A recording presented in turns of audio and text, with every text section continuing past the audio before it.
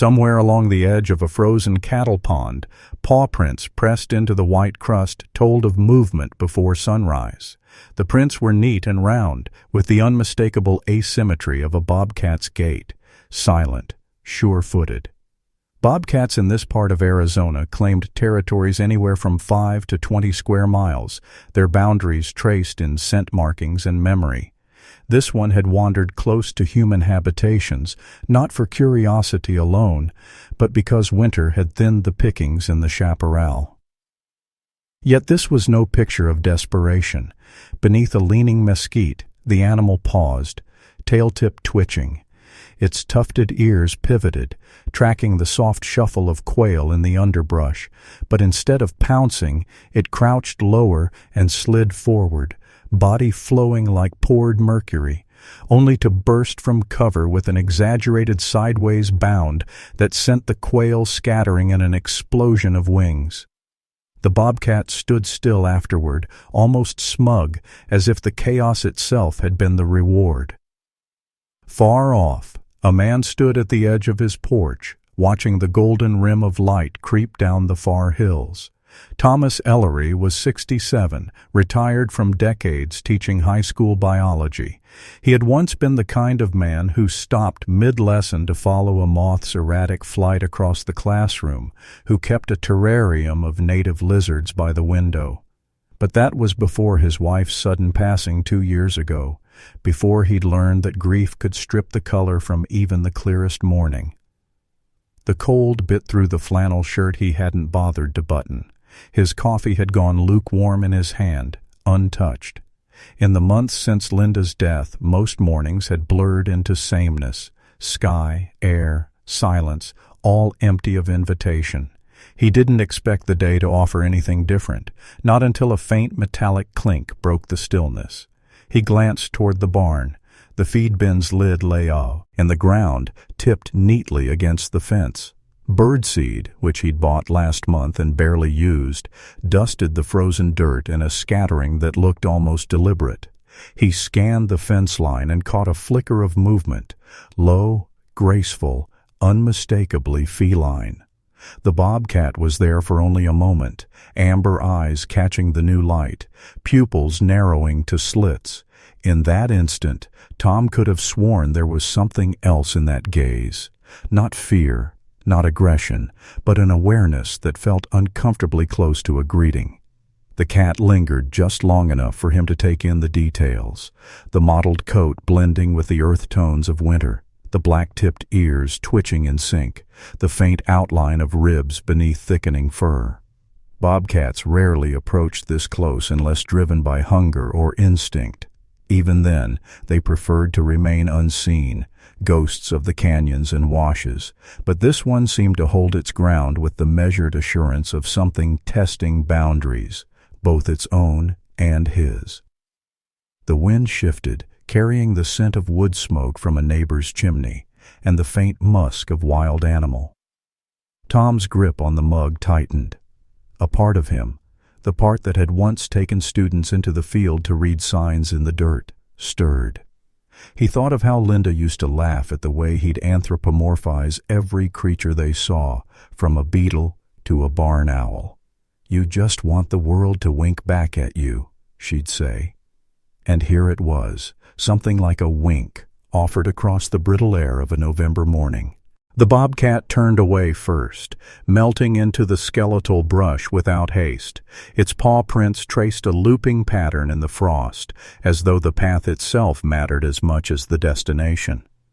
Tom lowered his gaze to the seed scattered on the ground. He didn't sweep it up. He didn't move at all for a long while, letting the sun reach him in slow degrees.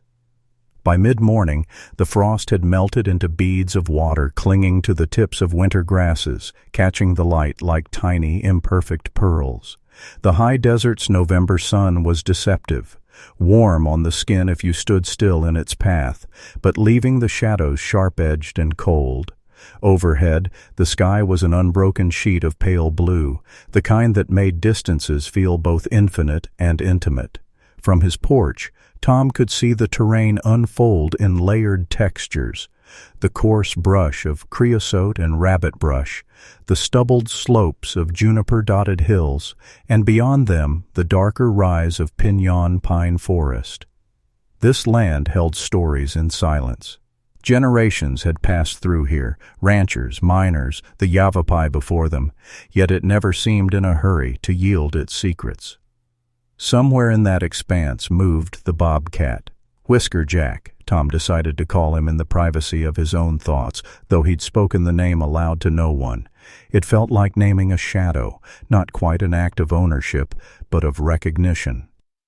The signs of the animal's presence weren't always obvious. Some days Tom would find nothing more than a half-hidden depression in the dry grass, still faintly warm from a body having rested there. Other times, the evidence came in playful disruption.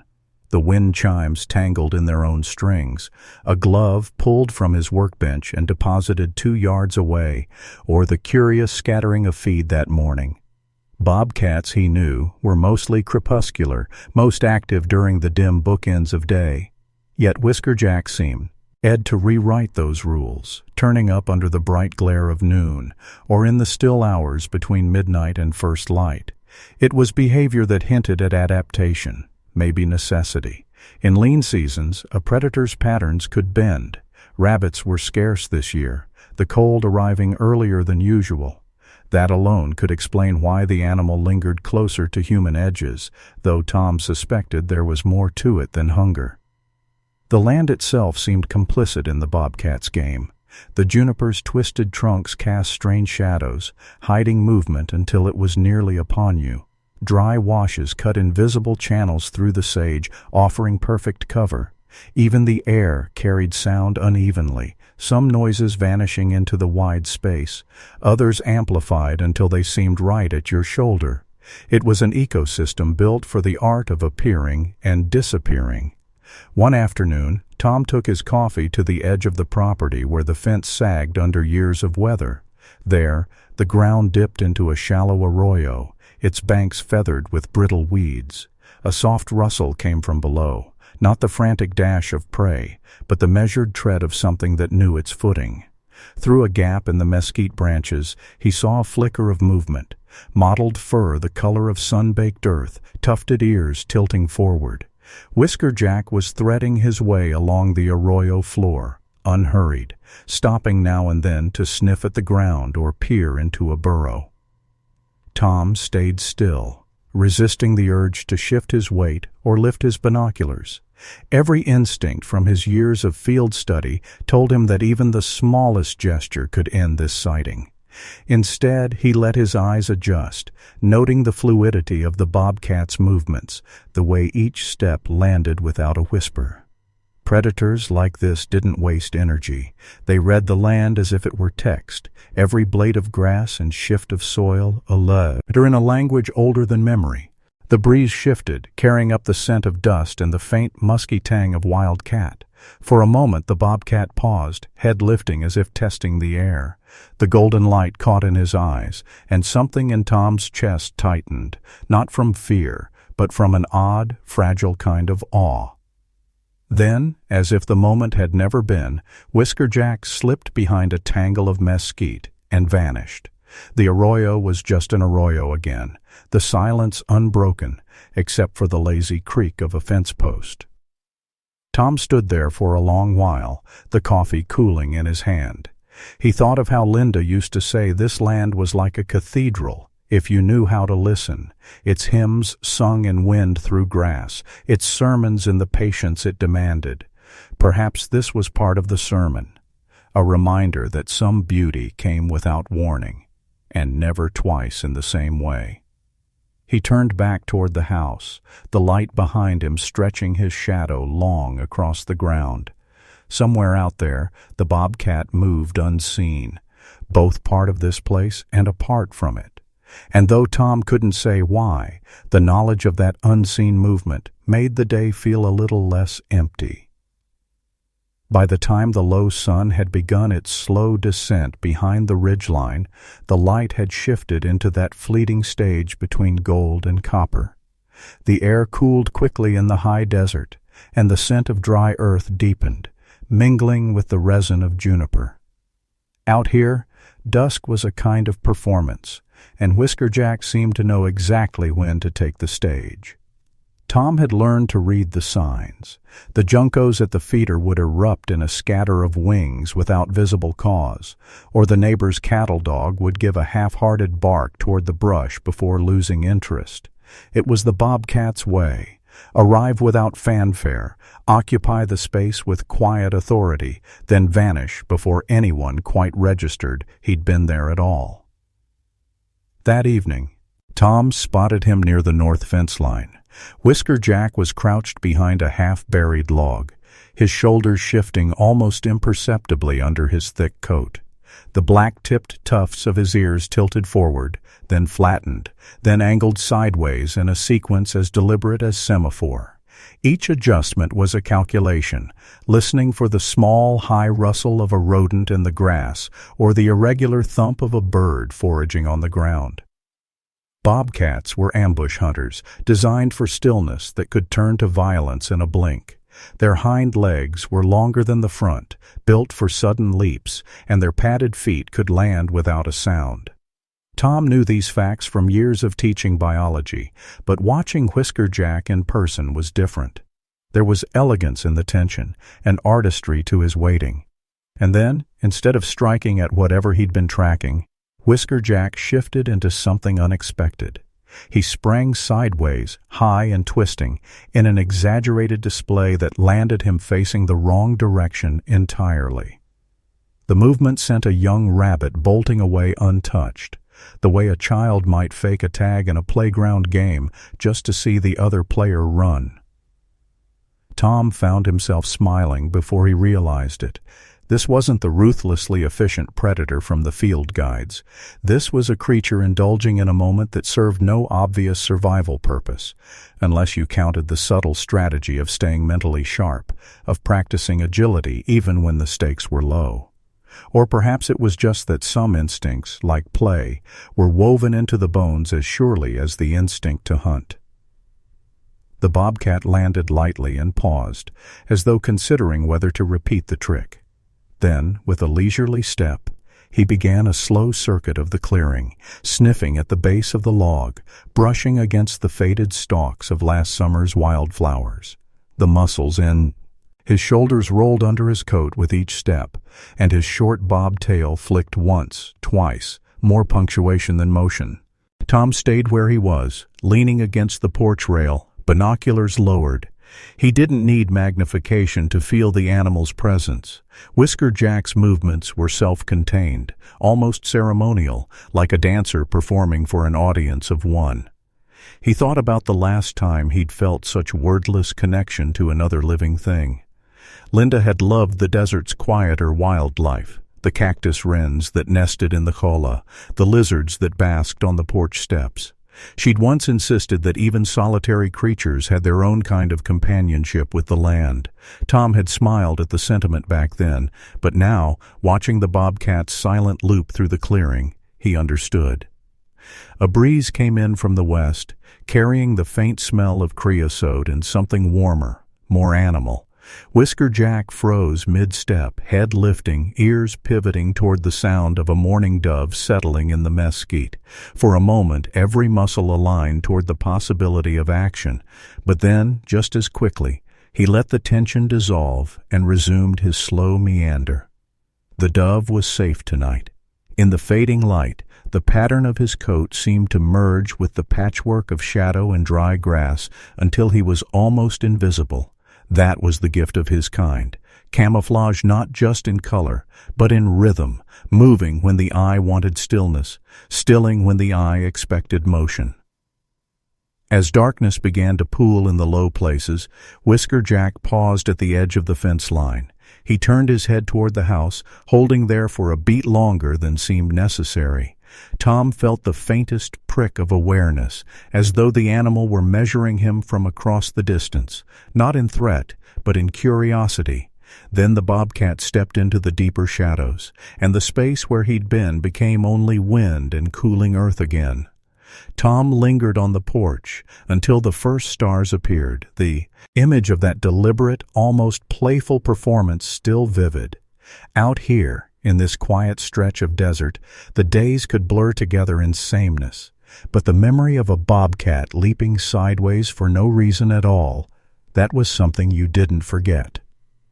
The first frost of December came earlier than the old-timers said it should. By dawn, the air was sharp enough to bite the inside of the nose, and the ground crunched underfoot with a brittle layer of ice. The sky wore that pale, hard blue that never seemed to warm, no matter how high the sun climbed. In the stillness, the smallest sounds carried: the distant clank of a windmill pump, the dry rattle of yucca stalks in the breeze, the faint pop of contracting timber from Tom's porch. It was in that crystalline quiet that Tom noticed something different about Whisker Jack. The bobcat had appeared just after sunrise, cutting across the clearing with his usual unhurried gait. At first glance he looked the same, mottled coat blending into the earth, black ear tufts swiveling to catch invisible signals. But as he moved, there was a subtle hitch in the rhythm of his stride, the kind of thing you might miss if you weren't watching for it. The left hind leg didn't extend quite as far, the paw setting down with a fraction more care. Tom frowned, leaning against the porch post. Injuries in the wild were often silent matters. Predators especially learned to mask weakness. To show it was to invite trouble. Still, the change was there, undeniable once you saw it. Whisker Jack paused under the cottonwood near the fence, scanning the yard as if deciding what to do next. Then, in that familiar flash of mischief, he trotted toward the porch steps. Not directly, but in a zigzag path that sent a half-buried tin can rolling from its nest in the dirt. The can clattered twice, then spun lazily before coming to rest against the bottom step.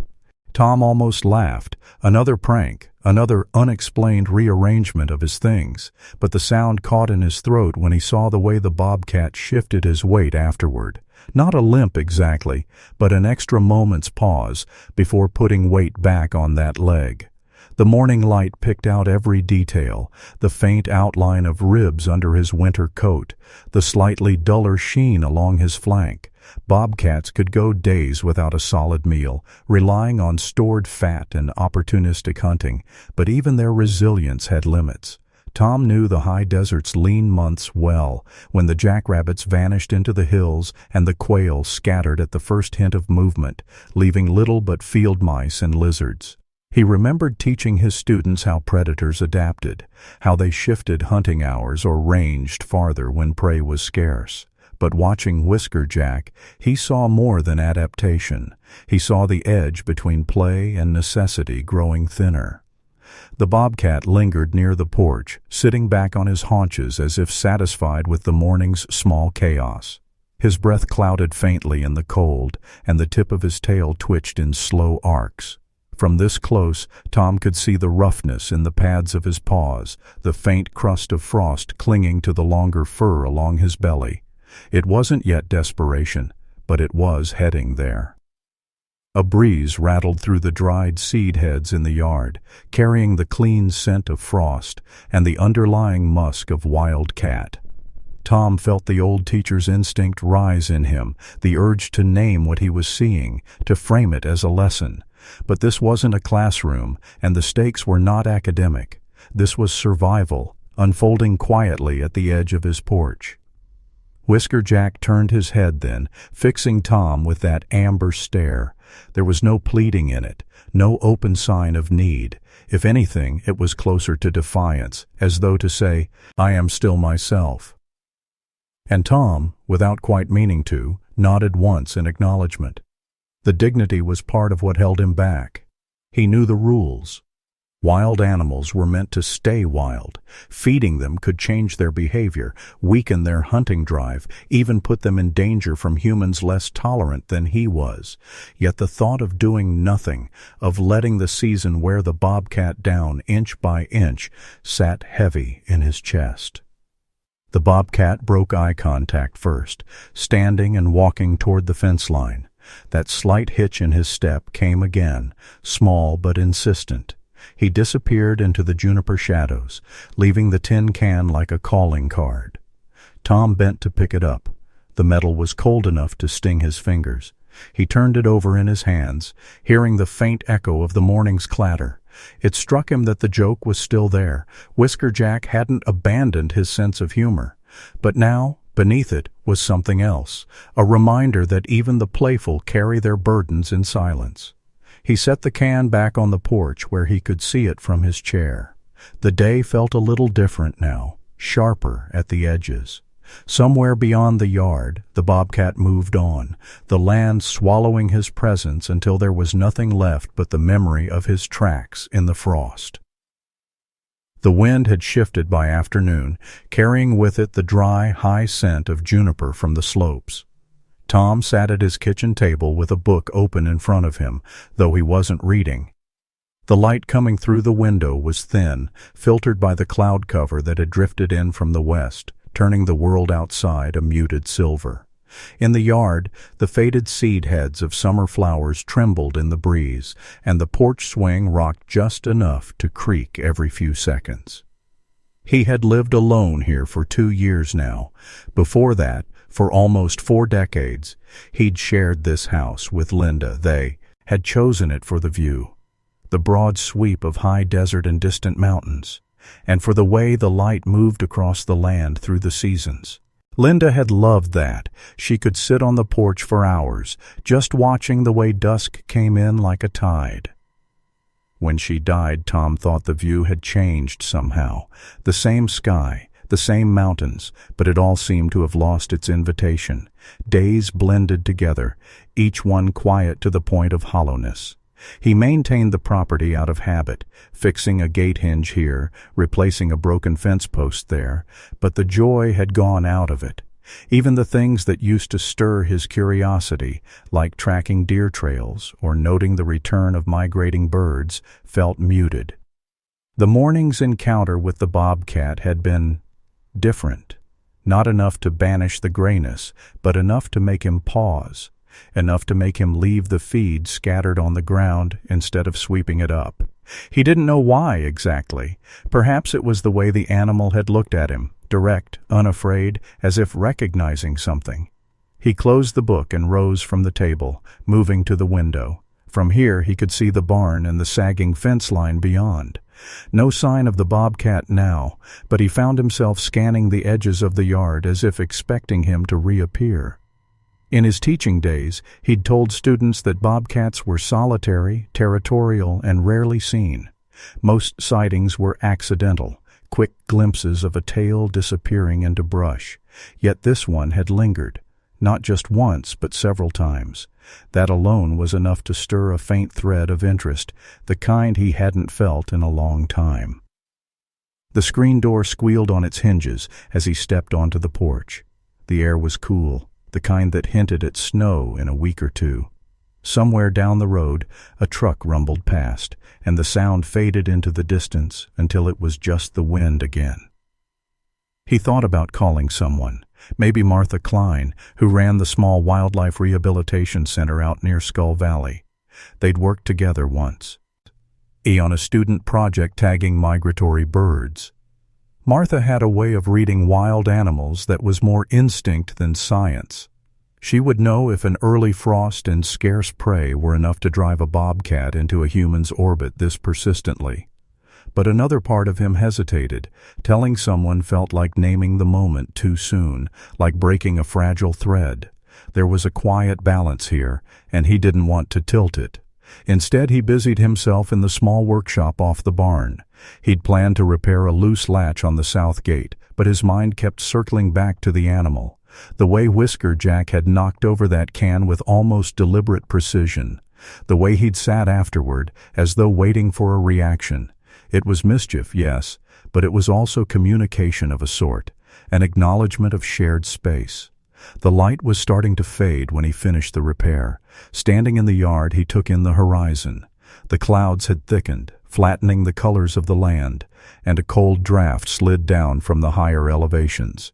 He shoved his hands in his pockets and turned toward the house, and that was when he noticed it. Just at the far corner of the clearing, half hidden by brush, a shape moved. Low to the ground, deliberate. The mottled fur and black-tipped ears were unmistakable. Whisker Jack was there, watching, not hunting, not passing through, just watching.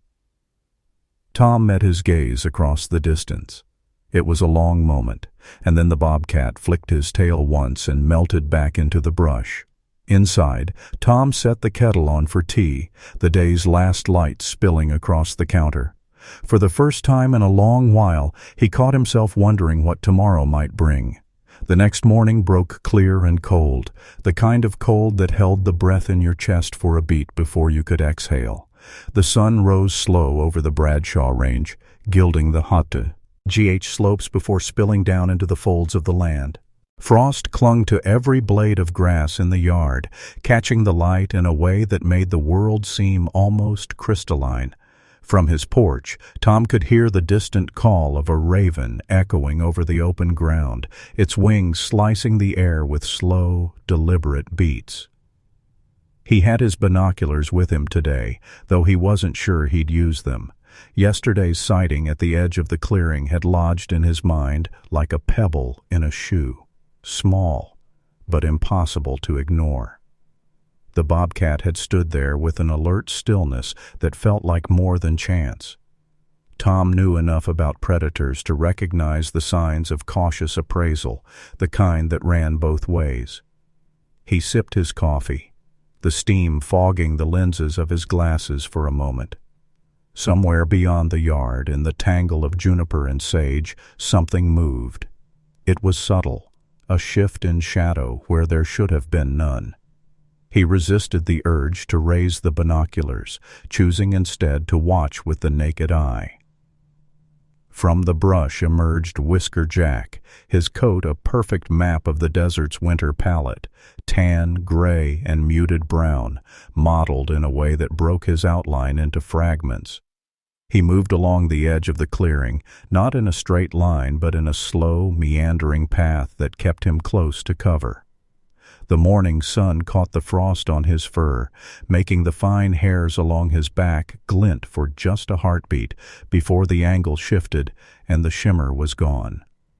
He stopped halfway between the fence line and the arroyo, his body angled so he could keep one eye on the yard and the other on the open ground behind him. Tom felt the pull to step forward, to close the distance, but he stayed rooted in place. Every muscle in the bobcat's posture spoke of readiness, ears swiveling, weight balanced over his hindquarters, tail tip flicking in intervals. The space between them felt charged, but not with fear. There was something else here, an exchange of attention that didn't need sound or movement to be understood.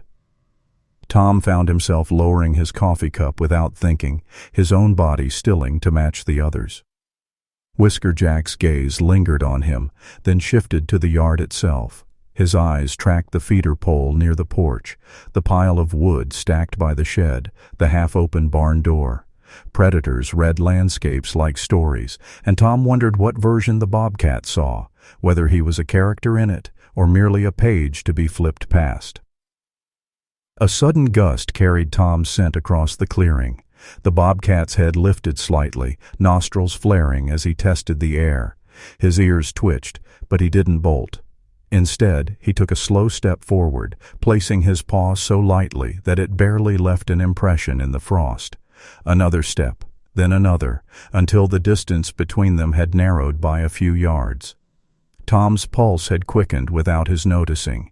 He thought about the rules, about how any movement now could tip the balance toward retreat. He thought, too, about the years since he'd felt this level of quiet concentration, the kind where the whole world seemed to exist inside a single moment. Then, as if some invisible line had been reached, Whisker Jack stopped. His gaze met Tom's one last time, amber catching the morning light, and then he angled away, slipping into the deeper cover near the arroyo. It wasn't a flight, but a deliberate withdrawal, leaving the space between them unbroken by noise or haste. Tom let out a slow breath, realizing he'd been holding it. He didn't follow with his eyes for long. The point wasn't to track him, but to remember that he had been there at all. The bobcat's route left no sound, no mark that would last beyond the melting frost. Only the impression in Tom's mind remained, vivid and oddly steadying. He turned back toward the porch, the warmth of the buzz, a mug seeping into his fingers again. There was no telling when, or if, the next meeting would happen, but for the first time, that uncertainty felt like a promise rather than a loss. By late afternoon, the light had taken on that rare quality only winter could produce, clear enough to etch every juniper branch in detail, yet soft enough to turn the edges of the world to gold. The air was still, the kind of stillness that made even the faintest sounds, a twig snap, the distant roll of a stone down a slope, seem amplified. Tom sat on the porch steps, elbows resting on his knees, watching the shadows lengthen across the yard. He hadn't planned to be out here this long. The day had been uneventful, a steady routine of small repairs and sweeping the workshop floor, but some quiet instinct had kept him close to the open air. The light itself felt like it was holding something, waiting to hand it over. A movement by the barn caught his eye, a flicker of mottled fur against the weathered wood. Whisker Jack stepped into view without hesitation this time, his paws soundless on the frozen ground. The fur along his flanks caught the low sun in glints, every shift in muscle making the light scatter. Tom stayed still, only his eyes following the bobcat's approach. Whisker Jack didn't slink along the fence line or hug the cover of the brush. Instead, he walked a measured arc across the yard, the path of someone who knew they were being watched and didn't mind. When he reached the half-empty tin of birdseed near the porch, the bobcat paused. His gaze swept the space, porch, steps, the man sitting there. And then he did something unexpected. He nudged the tin with his paw until it tipped, spilling a small stream of seed onto the frosted ground. The sound was soft, a faint patter like dry rain. Tom couldn't help it. The corner of his mouth lifted. It was the smallest curve, but it was genuine, and in that moment, Whisker Jack's head lifted, eyes locking on his. There was no prey-measuring stare in those amber irises, no guarded calculation, only recognition, direct and linking. The silence between them was not the brittle quiet of animals sizing each other up. It was open, a stillness in which two solitary lives could stand, neither demanding nor retreating. For the first time, Tom thought of the bobcat not just as a presence on his land, but as a participant, someone capable of answering without words. This wasn't the distant glance from the edge of the field, or the brief pause before vanishing into the arroyo. This was deliberate, mutual acknowledgement. The moment stretched, shaped by the gold light pooling between them. Somewhere above, a raven croaked once and wheeled away. The world beyond that patch of frost and seed might have been 100 miles off. Tom's mind went, briefly, to Linda. How she would have loved this, the rare, improbable bridge between human and wild. She had always insisted that some connections didn't require taming, only witnessing. Sitting there, watching Whisker Jack tip the tin with a second, almost playful nudge, Tom understood exactly what she'd meant. The bobcat's whiskers caught the light as he lowered his head to sniff the spilled seed, not to eat, but as if to inspect his own handiwork. Then he straightened and gave one slow blink. In feline language, among those who trust, that could mean ease, acceptance. Tom matched it without thinking, lowering his own gaze in a slow, deliberate way. When he looked up again, the bobcat was still there, tail giving the faintest flick. It was enough to feel like an answer. They stayed like that for a while, two figures framed in the last blaze of daylight. When Whisker Jack finally turned away, it was unhurried. He padded toward the brush at the back of the yard, pausing once to glance over his shoulder, not as a test, but as a parting acknowledgement. When he was gone, Tom realized the yard felt different, not fuller exactly, but less hollow. The light had faded. almost to dusk, but its warmth lingered, as if the moment had left a trace in the air. He sat there long after the cold began to bite at his hands, replaying the image in his mind, the tilt of the tin, the glint in amber eyes, the silent agreement that neither of them had to be alone in that golden hour. The next morning dawned under a quilt of low clouds, muting the desert's usual bright edges into softer grays. The air smelled of moisture, the kind that hinted at rain but might never arrive. Tom sat at the kitchen table with a half-finished mug of coffee cooling beside him, staring at the feed bin near the barn through the window. The memory of the previous evening, the bobcat's slow blink, the tipped tin, the shared stillness, lingered like a warmth he wasn't ready to lose. Yet alongside that warmth, another thought had taken root. Whisker Jack's weight shift when he walked, the subtle tightness in his left hind leg, the faint prominence of his ribs. Tom had told himself before that wild animals should be left to their own devices, that intervening could do more harm than good. It was the responsible line to hold. But now, the line blurred. He had read enough, seen enough in the field, to know that winter was not a season for leniency. Scarcity pressed down on the high desert like a silent hand. The rabbits were fewer this year, their tracks less frequent in the washes. Even the cottontails near the house seemed leaner, more cautious. If Whisker Jack's injury was minor, he might adapt. If it wasn't, each passing week could take more from him than he could recover. Tom pushed his chair back and went to the pantry. He wasn't looking for anything in particular, just moving, letting his hands consider options his mind was still debating. At the back of the lower shelf, he found a bag of frozen chicken parts he'd been meaning to discard. They weren't ideal for a predator accustomed to fresh kills, but they could be a start. He stood there for a long moment, bag in hand, weighing not just the meat, but the choice itself.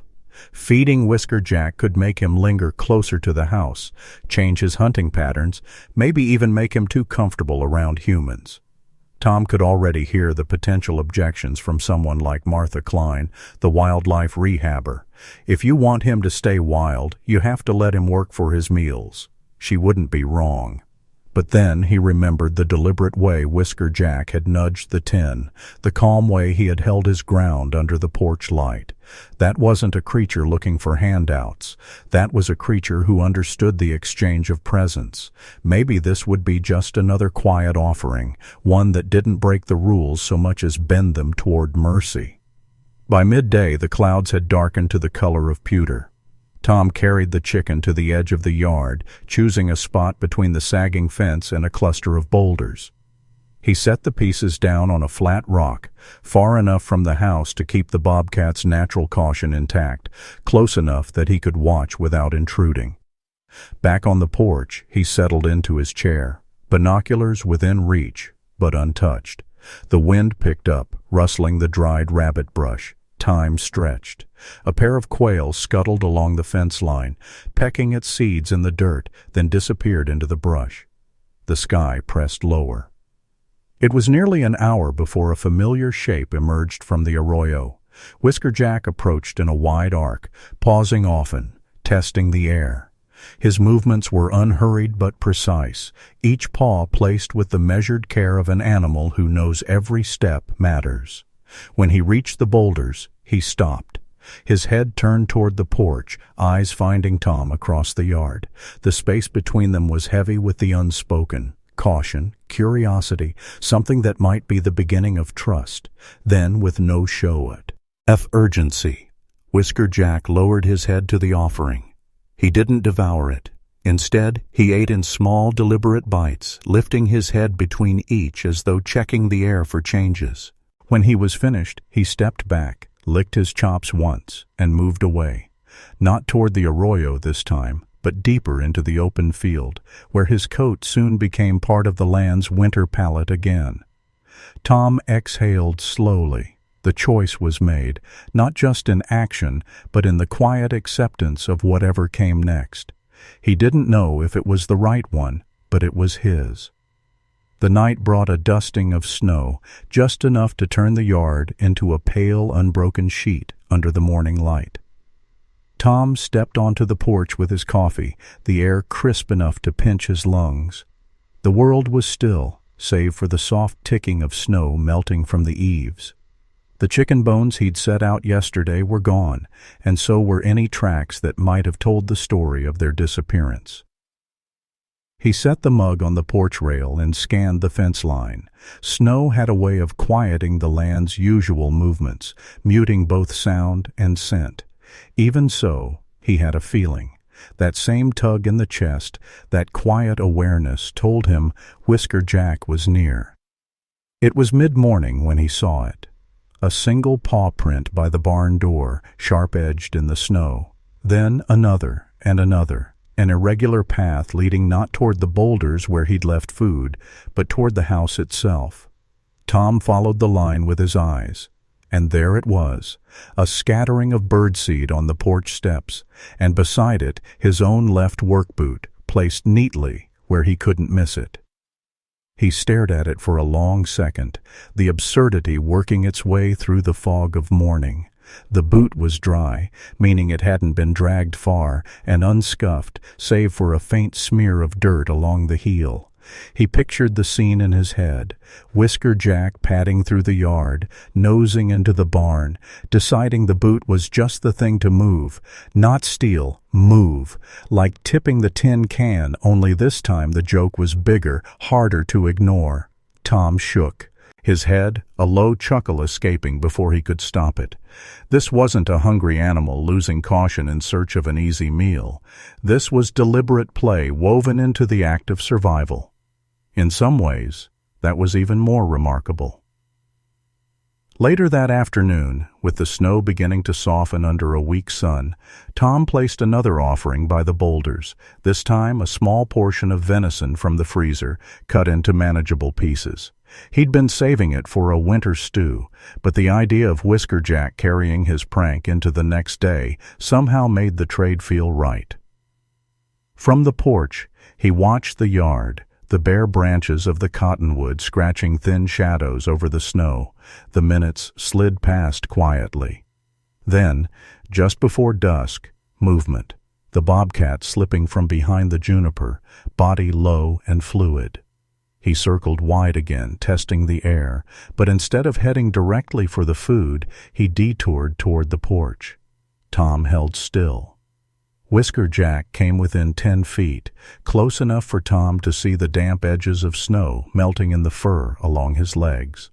The bobcat's gaze swept the porch, then landed on the boot, now returned to its rightful place by the door. There was a pause, almost thoughtful, before the tail gave a single, slow flick. Only then did Whisker Jack turn toward the boulders. He ate with the same measured care as before, lifting his head between bites, ears pivoting to catch the smallest noises. When he was finished, he walked a slow circle around the rock, as if claiming the space, then angled back toward the porch. For a moment, Tom thought he might come closer still, but at 6 feet away, the bobcat stopped. The air between them seemed to hum with that shared recognition from the night before. And then, without warning, Whisker Jack stepped to the side and batted at something hidden in the snow. It skittered across the surface, a small stick, brittle and dry, and he followed it with a pounce that was all show. The move had no purpose except to make noise, to pull Tom's attention. It worked. Tom laughed again, the sound startling in the cold air.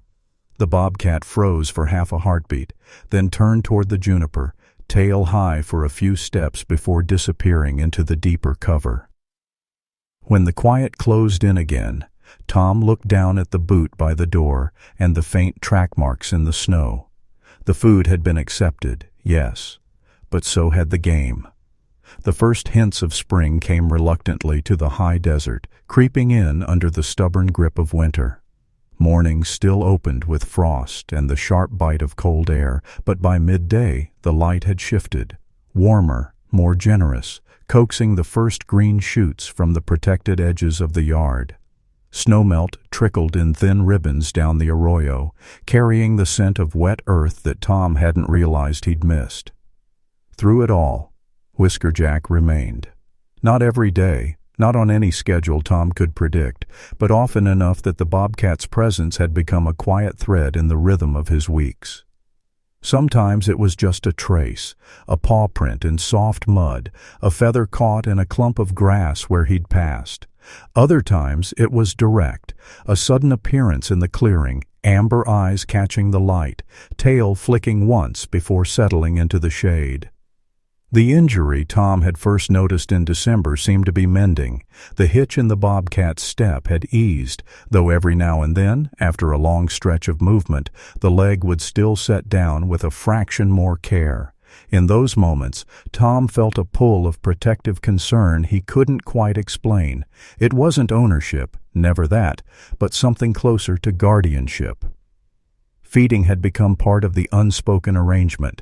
Tom kept it irregular, sometimes leaving nothing at all, sometimes placing a portion of meat near the boulders, sometimes scattering pieces farther afield, so the bobcat had to range and search. He told himself it was to keep Whisker Jack's instincts sharp, but he knew it was also to keep the connection alive. The pranks hadn't stopped. One windy afternoon, Tom found the handle of his hammer hooked through the fence wire, a good 20 yards from the workshop where he'd left it. Another day, he discovered a line of small stones laid neatly along the edge of the porch, 5 in a row, each one smoothed by the elements. Whether Whisker Jack had arranged them or simply dragged something that caused them to spill that way, Tom couldn't say, but the effect was the same. A signature left behind, a wink in the language they seemed to share. As the weeks passed, the landscape shifted. The mesquite began to bud, and the quail returned in small flocks, their calls weaving through the afternoons. The air smelled of sap and dust, and sometimes the faint musk of a predator passing nearby. On warmer days, Tom would see Whisker Jack sprawled in a patch of sun along the fence line, eyes half closed.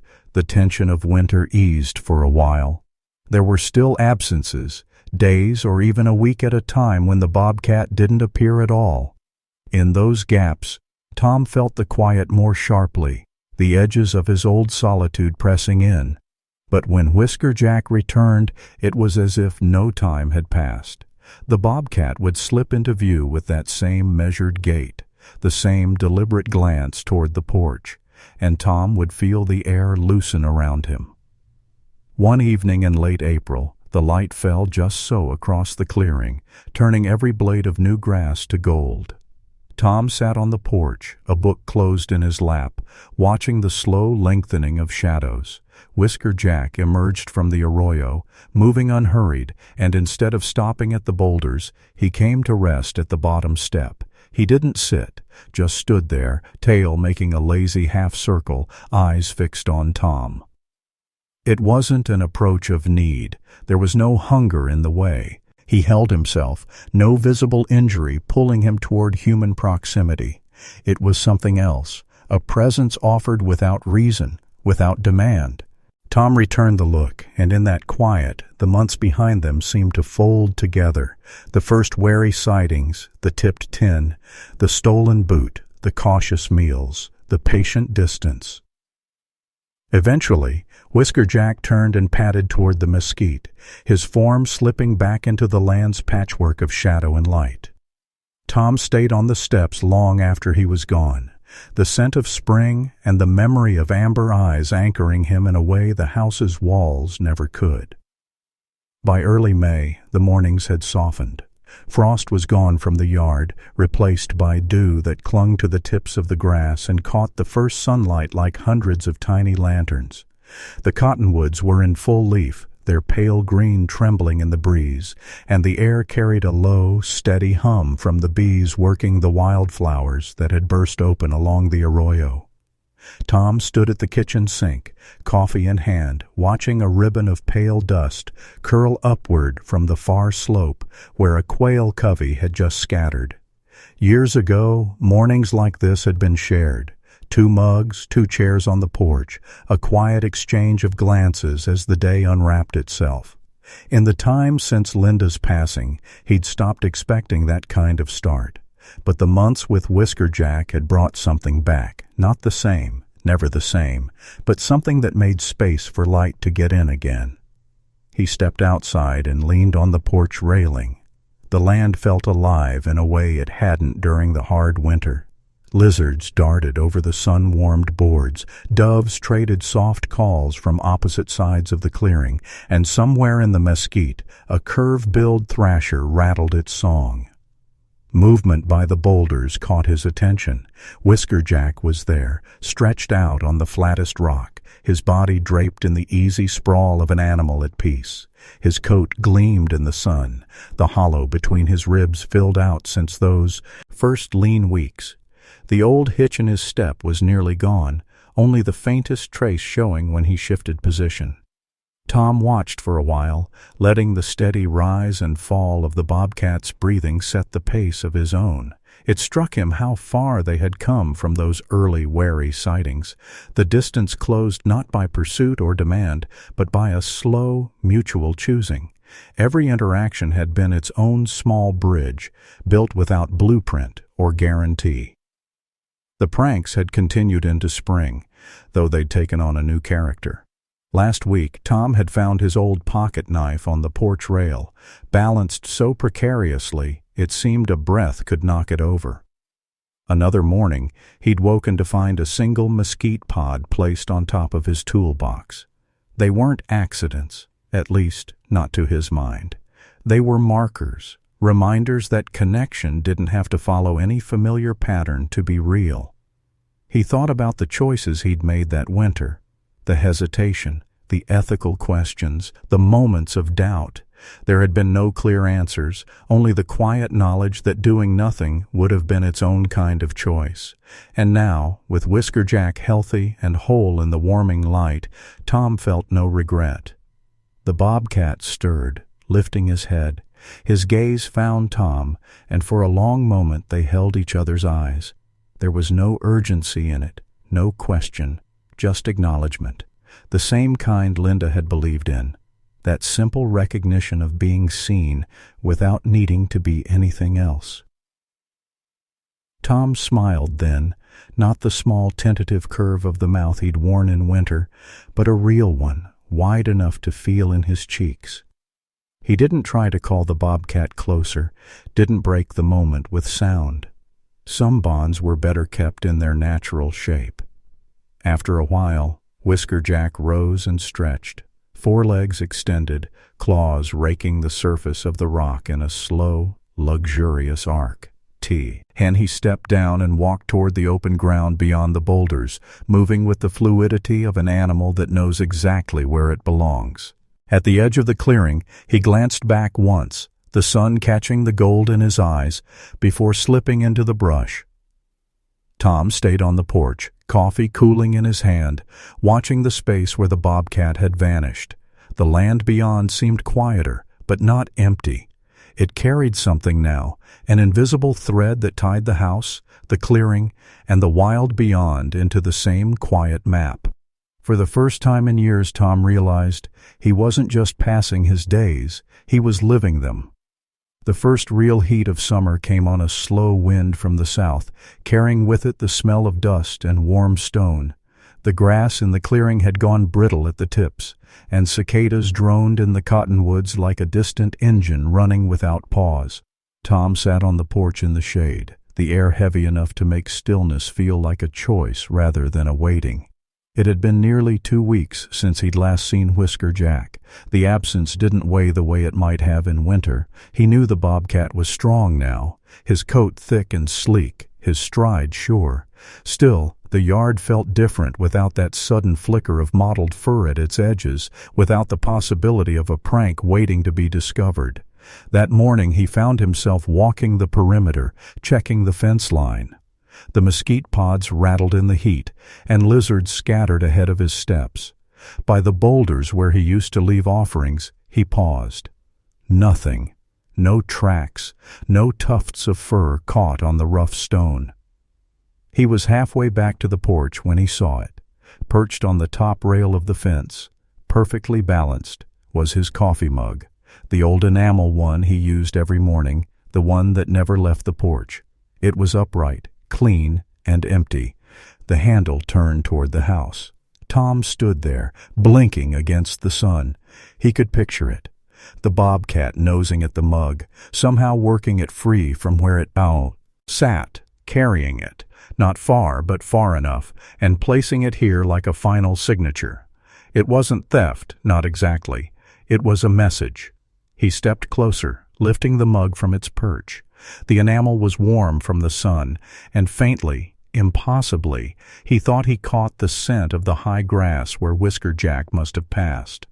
A breeze moved through the yard, stirring the dust motes in the air, and somewhere beyond the cottonwoods a shadow slipped between the mesquite. He caught only the briefest shape, the low curve of muscle, the flick of a tail, before it was gone again into the open country. Tom smiled, slow and certain. It wasn't a goodbye in the human sense.